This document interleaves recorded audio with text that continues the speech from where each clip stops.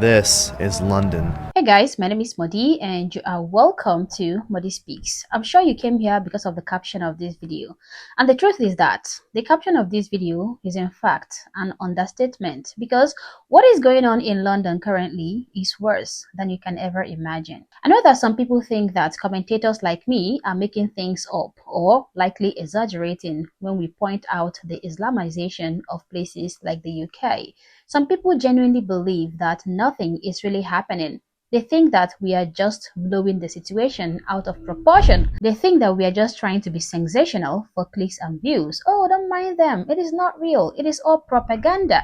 They genuinely believe that we are blowing the situation out of proportion, but they couldn't be more wrong because this thing is as real and as dangerous as you can ever imagine. And that is why the video we're going to take a look at in a few seconds is very important. I wish I had the resources to fly to the UK myself and show you guys the condition of things on ground, but at this point, I'm sorry I can't. But we have people who are actively doing that, showing you how the UK is almost utterly conquered, and I remain extremely grateful for their eye-opening expositions. So let's quickly take a look at this video from Nate Friedman. He traveled all the way from the US to the UK to show us how the UK is quietly being conquered without a single shot fired. I'm not going to be interrupting much in this video. I hope so. I hope I'm not going to be interrupting much because I want you guys to fill in the gaps yourself. Okay, here we go. This is London. This is how many mosques are around me. This is what the sign looks like when you get off the train here. These are the advertisements you see. This is what it looks like when kids get out of school. This is what the political candidates look like. This is what it's like walking through the grocery store here. The UK has become unrecognizable, and that is why I traveled thousands of miles to come here, to find out why and how this happened. Did the UK truly fall, and do they want to do this to our country next? Through my street interviews in this episode, you will learn exactly why this happened. People warned me that I could get arrested or worse making these videos, but the truth needs to come out. Welcome back to the Nate Friedman Show. You're Muslim, right? I'm Muslim, yeah. Cool. Can you tell me about the Muslim community in Whitechapel? Muslim community is very tight-knitted. It's tight-knitted? It's tight-knitted. Okay. It's, they're very good people. Very good people? Very good people. Yeah. And when you say it's tight-knitted, does it mean like is it easy to join? Like, what do you mean? I mean, it's people that, inshallah, we hope good for them. We hope good for them. And I think that it's good to, you can blend in with them. Yeah. You can blend in with them. And where are you from? I'm from what's it called again? I'm from a different country. Oh, where are you from? A different country. A different country? Yeah. Do you not want to say which one? No, it's a different country. It doesn't really matter anyways. When you say it's tight-knitted community, Yeah. have they come from outside of England or is it in England? Because I hear a lot of stories, I don't know what's real. I mean, you can see for yourself the people with different colors. Yeah. So you can see for yourself. Right. Anyways. There's many people. It's not only just it's different people with different colors. Is it? So there's many. This country is this part of this place is different people is over here. Different origin. Islam is not compatible with the West. Have you heard that before? I'm not sure. I'm not sure about that. I mean, people have different cultures. People have different religions. Yeah. So we have to respect everyone's religion. Right. We respect the West and their culture. Yeah.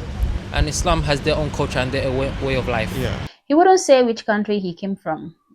He doesn't want to. But then he says that he disagrees that Islam is not compatible with the West. According to this particular guy, they, Muslims, respect the West, Western culture, Western laws. But at the same time, he is telling you guys, he is explicitly saying that their Islam has a different culture and different laws. And that is what they abide by, not the Western culture or the Western laws. But by definition, that is the meaning of non-compatibility. If they cannot blend in and assimilate to Western culture and respect Western laws, then how can they claim that Islam is compatible with the West? I just want you to take note of the lies and the taqiyya and the deception and the hypocrisy. Just watch closely. Well, they say that there are like 40 Muslim countries, majority countries. Yeah. Why are Muslims coming to the UK? I keep hearing that.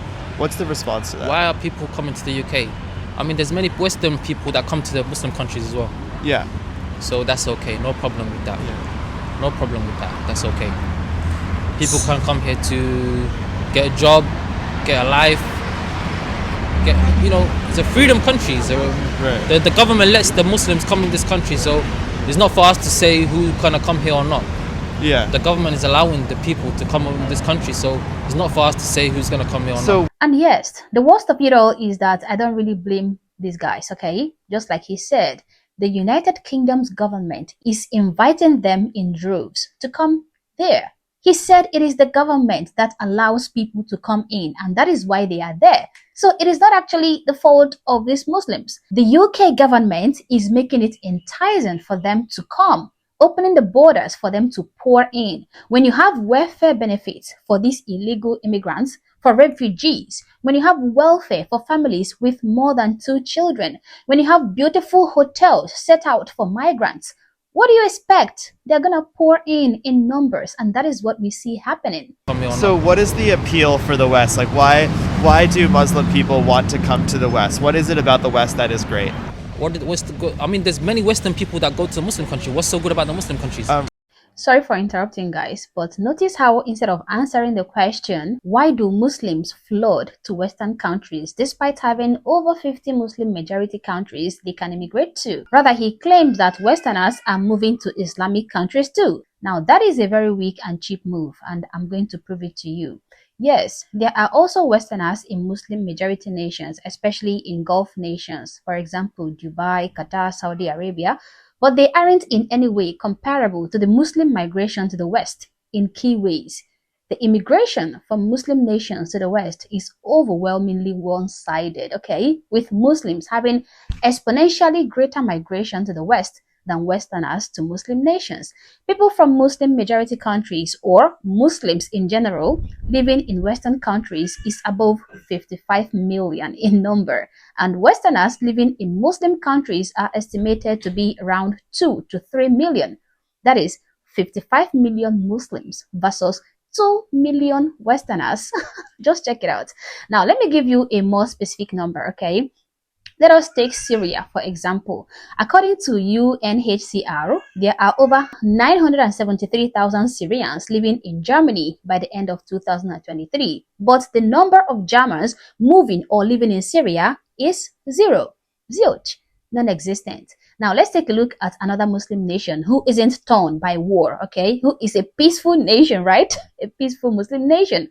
Pakistan. Just in 2024, the number of Pakistani who moved to the UK to stay long-term is recorded around 120,000 just in 2023, okay? The number of them moving to UK. And then the number of UK citizens moving to Pakistan is recorded to be below 200 people. So 120,000 Pakistanis versus under 200 UK citizens. Massive difference. And the most important part of this whole thing is that the Westerners who go to these Muslim nations are going there to enrich these Muslim nations for the Muslims, okay? They go there as experts to tackle professional skilled jobs, always on short-term contracts, not as refugees or permanent settlers, but as engineers, finance experts, professionals in oil, in tech, etc. They come to offer their skills in complicated and complex jobs, and they always stay there temporarily. They don't seek citizenship. They don't run for political offices. Even if they did run, they wouldn't be granted any elections. They don't typically have large families abroad or push for cultural changes. They live in expat bubbles and often return home after a short while. They also do not advocate for Christian law or similar things like that, like we see these Muslims doing in the West. Now, why do these Muslims flood to Western nations in millions? He refused to answer that, but I'm going to tell you the answer. Majority of these Muslim nations are in shambles. They are in constant war and conflict. And oh, they are not fighting war with America, nor are they fighting this war with United Kingdom, nor with Germany, nor with the West in general. No, they are fighting war amongst themselves in their own countries and with their own neighboring nations, neighboring Muslim nations. They are killing each other, destroying their own properties and the lives of their own people. And because of this, their economy is in total collapse. Their government is extremely oppressive and tyrannical, mainly because of the installment of Sharia law in these countries. There is no democracy. no freedom of speech or freedom of worship or freedom of dressing. There is no freedom whatsoever. Insecurity is through the roof.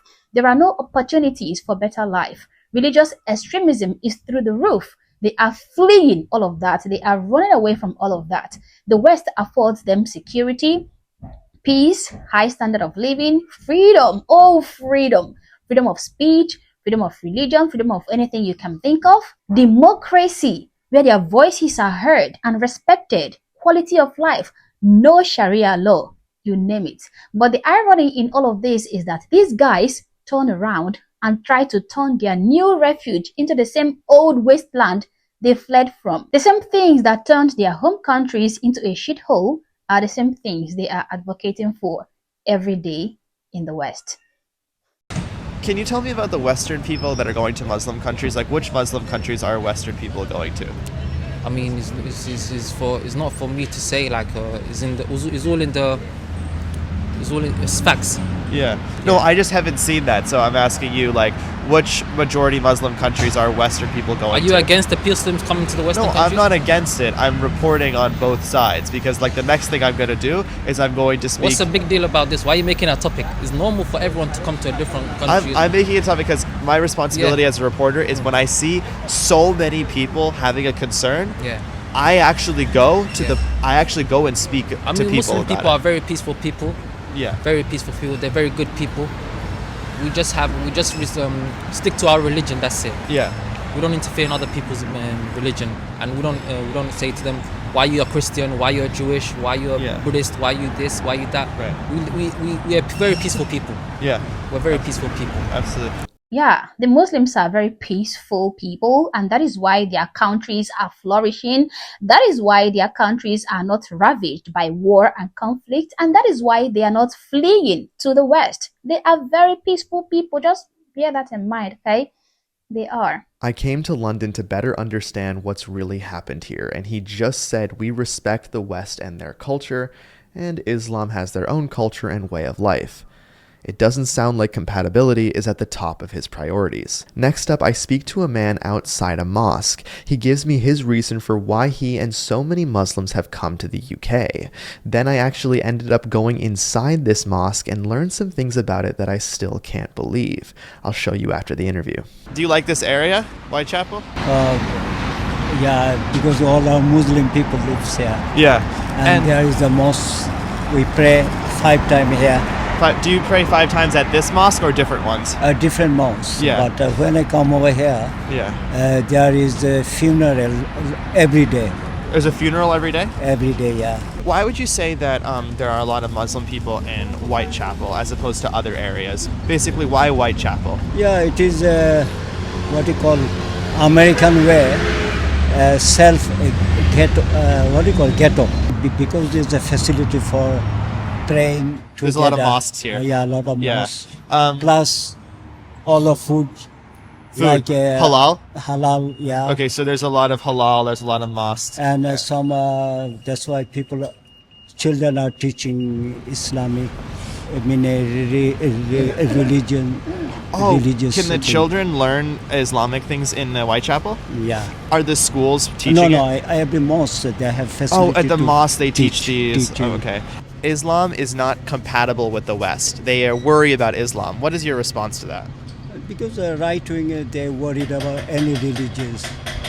Because right-wing means they are very selfish. Mm-hmm. They want to live their white people together. They say, why don't Muslim people stay in their Muslim countries? Why do they come to the West? What is your response to that? Muslim country, no democracy. Because democracy is the main things. Yeah. Any human being, not a Muslim or any. So you come for democracy? Yeah. Democracy mean their law and administration is good. So the Muslim countries are not democracies, but I'm seeing that now there are a lot of Muslims being elected into parliament in UK. Do you think that's a good idea? Yeah, it's a good idea to elect it. Because the democracy everywhere. Look at America or Europe. Where is the democracy? They are. America, we have democracy. Yeah. What do you think of Trump? Trump is he's an honest man, I think. He whatever he said, so he didn't hide anything. He's an honest right wing. He's an honest right winger. Yeah. Yeah. Right wing. So just my last question, just to really understand, like there's over 40 Muslim majority countries, and like you say, they're not democracies. Why will it be different if London and the UK elects Muslim people into their government? Why will it stay a democracy? I think only if you are educated, you know what is democracy is. Yeah. Western way educated. Yeah. This guy just told me that he came here because Muslim majority countries are not democracies, and that he prefers the Western way of life. The Western way of life doesn't blast a call to prayer 5 times a day. Now let's go into the mosque, see what it's like inside, and get some of our questions answered about this place. You have to remove your shoes here.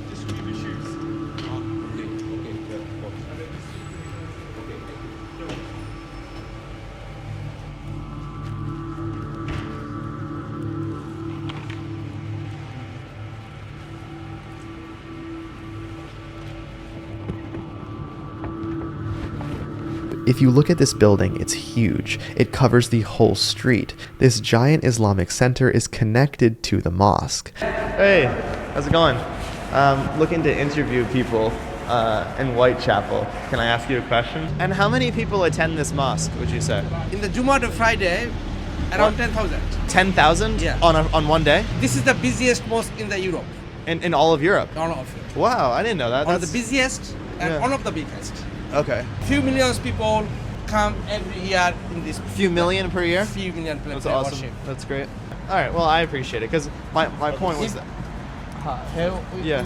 I'm just doing interviews outside. No, I'm not going to interview here. Yeah, we're not doing it inside. We're doing it outside. Bro, everything's on record. This is a school. Right, So I know. you're I'm staying outside. But you're doing it in front of the entrance. I didn't mean to. Okay, I didn't know it was a Do it school. on the other side, no Okay, problem. you got can't it. just I do it appreciate on the it. entrance. Now, the East London Mosque, the one we just went into, received an official warning from the Charity Commission after losing £1 million in an investment.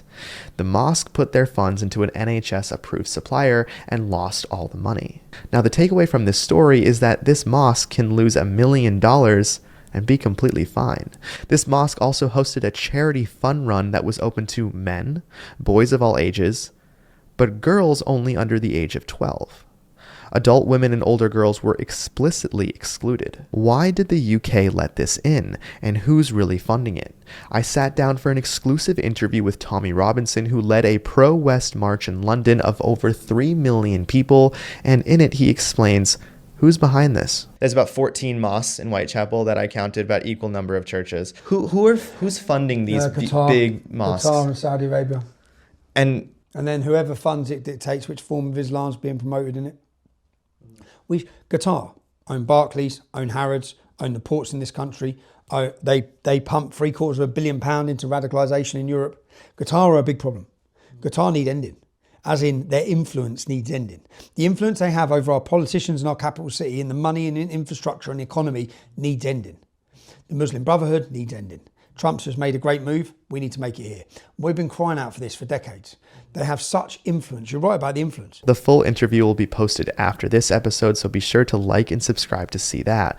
Next up, I speak to a man working inside a store about his take on why Muslims are coming into the UK in droves. And I know that there's a lot of Muslim countries in the world. What about the UK makes it interesting and good for Muslims? UK, so the main thing, UK have a lot Muslim community here. Yeah. So UK, I might be UK have more than any other country. We have a lot mosque in UK, Yeah. and a lot Muslim community apart from West here living in UK as well. In the West, yeah. That's and what, even UK support Muslim as well. Sometimes the riots and all the things happen, Yeah. but Yeah. He's talking about how sometimes there's some friction with the Islamic community and what's remaining of the UK. If you go around Whitechapel, you will see flyers like this. How to respond to the threat of the far right and protect our community. On the flyer, the speaker has Islam in his name. It's hosted by a local Muslim activist organization called Palm Tree Events, and on the bottom left it writes, "The Muslim is like a palm tree," which is from their hadith. Something I also noticed when I was in London is that any protests against the right, They were always referred to as the far right. I never saw something as simple as the right. It was always far right. Build a socialist opposition to Starmer. So this is the guy who brought everybody in, and yet they want to stop the government cuts. The benefits are not enough. And this goes on for a while. The irony is you see flyers that also say no to racism, while Whitechapel looks like this, and it used to be a majority white city. Do you like Whitechapel? Yeah, I like Whitechapel. Okay. Yeah. And why do you like it? So because I'm Muslim, Yeah. so it's basically a lot of Muslim community here. Yeah. So we have mosque nearby, so it's a lot like Muslim area. Yeah, That's why I like this place. Yeah. So even this mosque has loudspeakers on as well. Nowhere else in UK there's a loudspeakers on here. Do you Just hear only a this call time. to prayer? At Yeah, this call to mosque? play. Yeah. Okay. 4 awesome. times Zohar, Asr, Okay. Maghrib, and Isha. Okay. And Yeah. that's the mosque that you attend? Yeah, that's Yeah, the because mosque, yeah. your shop is right by just close. opposite side. Yeah, that's perfect. So, and what else about Whitechapel do you like? Is the food good? Everything like this? I'm basically from Pakistan, Okay. but that area is more Bengali community here. He says this area is more Bengali, and boy, is he right. The sign at the train station is in Bengali. Whitechapel is a borough inside of what's called Tower Hamlets, and 60% of primary school students in Tower Hamlets speak another language other than English at home, most being Bengali. 1 in 3 adults here do not have English as their main language. If you walk up to just about anyone in Whitechapel and start speaking English, you'll get interactions like this. No English? What do you speak? Bengali. I'm not proper English, then I'm Bengali. Oh, you speak Bengali? Yes. Okay, Bengali. You speak Bengali. This is why when I asked a police officer in London about recruitment, he said this. Is it an increase of foreigners joining the British police? Try to make it as diverse as possible because certain boroughs have different cultures. We want to encourage everyone to sort of join. A priority for the police is to make it diverse? In terms of dealing with the public, Yeah. having cultures within the police also help. So you would prefer to have a Muslim police officer there? Not necessarily, but there will be times where we go to certain calls where English is not the first language. Yes. So having a diverse officer with us, a part of the team. So there's many neighborhoods around London that English is not the first language? Okay. I was talking to Tommy about the Bengali community here, and he brought up the size of the budget that these guys actually have, and take a listen to what they wanted to do with the money. Tower Hamlets actually fraudulently elected their own Bangladeshi mayor, who then become in charge of £1 billion budget. Now, back in 2013, we had an organisation, we were fighting to try and highlight this problem. In the end, he was ousted. They got rid of him. The government were able to remove him. But when he became in charge of £1 billion budget, his first plan was to put £1 million sculptures of headscarves at the entrance to Tower Hamlets. He took all the money away from any moderate groups and siphoned it to extremist groups. What we're witnessing across the country is not just Pakistani politics, but Islamic politics, corrupt politics. You came from Pakistan to the UK. Yeah. Your parents did or you did?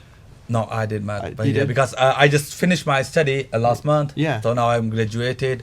So I'm pursuing my job here. Yeah. I'm working here from 1.5 years.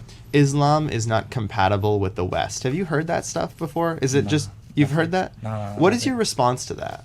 No, Islam is for anyone. If anyone wanna become a Muslim, it's easy. Yeah. Yeah, it's not like that. We are forcing people to come and convert their religious. Yeah. Islam is not like that. Yeah. Islam teaches if anyone willingly and want to learn Islam, it's up to him. Yeah. We have a lot of people from Europe. Yeah. So London is basically a tourist hub. Yeah. So we have customer from France, Italy, and they're asking about Islam. Yeah. We recommend some books. Here's one of the books that's in his shop right behind me. Why Does Allah Let Bad Things Happen? And it's for kids. That's the kind of book that sells in Whitechapel, London. I see that the Muslim community in the UK is really growing. I think Islam is the top religious, growing in UK as well. In the UK, yeah. Even the Muhammad, our prophet, last prophet name, Muhammad sallallahu alaihi wasallam, is the top name in UK. The born boys, Muhammad is the top name in the UK. Top name in right? UK, yeah. And it's For part of that newborns. because Muslim people are encouraged to have a lot of children, right? Yeah, more children. Even we have 5 brothers. You have All five my brothers are yeah. in Pakistan. Yeah, I'm yeah. only here. Yeah. He said it himself, and it's true. Mohammed is now the #1 name in England. If you walk around Whitechapel, everywhere you turn, you see at least one Muslim woman with a child. What's interesting is how they're getting the money to do this. So I did an interview with a woman that revealed to me that she and her children are living off purely government benefits while speaking almost no English. My English is not What do you speak? Bengali. Bengali? Okay. Does the government help you with food and housing? Yes. Yes, they do? Yes. How long have they been helping you for? When I come. Oh, so they help you for Yes. 6 years? Yes. Oh, they've been helping you for 6 years? Yes. Okay. Now the UK just voted to scrap the 2-child benefit cap. Now who benefits from that the most? Muslim migrants. The 26% of Muslims living in England and Wales are living in subsidized housing. 32% of Muslims live in overcrowded homes compared to that of 6% from Christians in the UK. The birth rate in the UK is 1.4 children per woman. The Muslim UK birth rate has been cited as high as 3.4. You can conquer a country like this. Would you like to see more Muslims serving in parliament? Why not? Why not? Yeah. Why not? Yeah. And would you like to see them build more mosques toward central London? Because there seems like it's growing, the Muslim population. Yeah, if it's growing, Yeah. so if we don't have any space here, so yeah, we have to Build more, right? More, yeah, Yeah. definitely, because it's our like praying area, Yeah. praying place. So yeah. It's easy to think that these places are just on the outskirts of London, but look at how close central London is from here. You can see it right there. It's a 15-minute train ride. Also, when I was in London, this is what the majority of towns looked like. You can travel anywhere around London and you will see hijabs everywhere. This is what a field trip looks like in central London. This is just what you see out of the bus window when you're driving around. This is what the bus stops look like. This is what people walking out of a hotel looks like. When you come here, you will find yourself wondering if you've landed in an Arab country. Are you worried that Sharia law could be implemented or no? It's already here. We have Trump in the United States. What do you think about Trump? I've been there as well. I've been there for maybe 6 days in New York and maybe might be 7 days in Texas. Yeah. But it's good. Where in Texas did you go to? Dallas. Dallas, yeah. And we also have the big mosque there. You have a What's big the mosque in now? there, What's yeah. And New York we have Mamdani now. Yeah, it's good as well. Yeah. There's a lot of people on the right in the UK that say, go back to your country. What do you like? Nowadays, it's common here. Yeah. Maybe last month we'll have, rallies here for Yeah. rights and all the things. Yeah. A narrative that people say is like a lot of the Muslim people in UK are on welfare, social benefits. Is it true or? I think so. I think so. Government provides something because I think they put asylum and all the things. So maybe after, if they got any, a paper to live here, then I think government will. Government is supporting them. Gotcha. The government is supporting the rise of Islam in the UK. The UK paid migrants £5 billion in just 1 year, which is over $6.5 billion to live in their country. Now, all while this invasion is happening and paid for, British citizens are left out on the streets. I saw more homeless people in London than anywhere I've ever been to. I saw more trash on the street than any city I've ever been to. People warned me not to have my phone out when I walked around London because over 100,000 phones are snatched annually. Signs are placed on the road to warn you about phone snatchers. That's what London residents now have to deal with. The Muslim community here, though, looks out for each other. They have things like Muslim Aid and the Islamic Relief Center, which has raised £200 million in a single year and operates in Gaza, Yemen, and Somalia. You walk into the Islamic Relief Center and they're playing Arabic music, selling Qurans, and you forget what country you're in.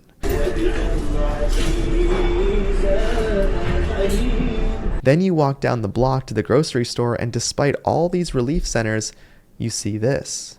And people are just walking by. London is unrecognizable, and now you'll see the British citizens who voted for this. What are your thoughts on the immigration in London? Like, people call it mass immigration. Well, we don't. You don't? Okay. We Please, correct that, please. I don't know if I can. It's always happened. Yeah. You know, we are a nation of immigrants, Yeah. right from the Angles and Saxons. Yeah. And it's just, I would welcome it. Yeah. I would welcome it. not surprised that it becomes ghettoised, because when people come, they need to feel secure. Yeah. So they go where they know they're going to be people like them. Yes. So that's why it becomes ghettoised, and the powers that be need to recognise that's what happens when there's immigration. Yeah. And people have got to realise that the reason we've got immigration is because we colonised the world, and we've got responsibility to the people whose countries we colonised. And if that responsibility means they've now got the right to come here, that's what happens. People saying like Islam is not compatible with the West. Too bad. Yeah. What do you think about that? You just have to live together. Yeah. Suck it up. Yeah. You rub shoulders together. You get along. Yeah. Why shouldn't? I mean, it's basically the right that are building up that hatred between people. It's happened in waves throughout all our lives. And we've seen it happen before, and it's happening again, and it's just horrible. And we had a brief time when it was illegal for anybody to express a hate crime, and then Britain was such a much better place for it. And now it's all coming back that since Brexit, people are feeling they've got the right to freedom of speech, which is rubbish, because you haven't got the freedom of speech to express hatred. So it's just one of those things that comes in waves, and we just hope that this awful wave passes. People saying it's getting more dangerous. Is that true or no? Well, I don't that know. London is getting more dangerous. Are you safe walking up and down here? Yeah. In a Muslim area, you feel safe because you know they're not going to. Well, obviously might some people that do. Yeah. But you feel safe because you know that their religion would be really against them mugging you or stealing from you. Right. So you feel safe. But obviously, there's a minority that. It's a terrorist minority. Can I ask, where are you from in America? Oh, I'm from New York. Okay. Yeah. And how do you see New York? Well, you got a new mayor. We have a new mayor, yeah. Did you vote for him? Young people really like him. I did not vote for Mamdani because I worry about socialism. I mean, are you for it? Because I honestly, I'm open to having a conversation. Lots of Americans are frightened of socialism. I think it's really. Yeah. But it's getting more popular. So. I think it's deep seated. Yeah. Maybe. Yeah. I just thought that Americans are brainwashed into thinking that socialism is bad. I then asked them about the crime here in Whitechapel, referencing how in the States we hear that it's not safe here. This is what she had to say. People say that in the States. They are saying. Oh no, that was complete propaganda. Trumpian They're saying propaganda. that. It was all rubbish. We knew it was Trumpian propaganda. Because Sadiq Khan is the mayor of London, and he's a lefty, and Trump hates him because he's a Muslim and he's lefty, and he gave us all this rubbish that it was all kicking off in London, and everybody went. We don't live there anymore, but all the Londoners were going, what's going on? It was complete and absolute propaganda. I had a similar conversation with a woman at a Palestine protest where I asked her if she would be okay with London being 90% Muslim. Take a listen. So would you be okay with London being 90% Muslim? If it happened, yes. Yeah, why not? Whatever. And it might be better than having a load of fascists. Yes. And what do you think about Sharia law? What do you think about Sharia law? It's not my business. I'm not a Muslim. But it would become your business if London becomes 90% Muslim. Well, I shall respect them. You'll respect Sharia law? I respect other people's beliefs. But will you respect Sharia law? Will you live in a city governed by Sharia law? Read it, wouldn't I? Would you want to live in a city where it's okay to beat up your wife? I choose where I live, so I wouldn't live there. Have you ever been to Whitechapel or Bethnal Green? I have. What do you think about Whitechapel? I can't think now because I live away from London. I haven't lived in London for years. Now, when God said was talking about suicidal empathy, these are the people he had in mind. These guys. Suicidal empathy at its finest. Liberals, the death of Western civilization, the death of the West. These guys. She says she feels very safe walking through the Muslim-dominated streets because Islam tells these Muslims not to steal or attack or mug non-Muslims. How blissfully ignorant and how blissfully stupid. No wonder London is how it is today. And when she tried to point out that there are still those of those Muslims who are going to mug you and kill you and attack you or sexually harass young women on the streets, her joke of a husband shushed her up and interrupted her and diverted the discussion to something else. So they are very much aware of what is going on. They know that there is danger in the streets of London, but they would rather live in this Delulu land and pretend to be so accommodating just to appear like good people. Political correctness, virtue signaling. This video is just the tip of the iceberg. And aside from listening to what these interviewees had to say, my main focus was also on the demographic of the people showed in this particular video. All I saw was hijabs and Mohammeds roaming the streets. It looked nothing like London. It is a very dangerous sight to witness. If I didn't know better, I would have thought that this is Morocco or Iran. I wouldn't even have known that this is London, Great London.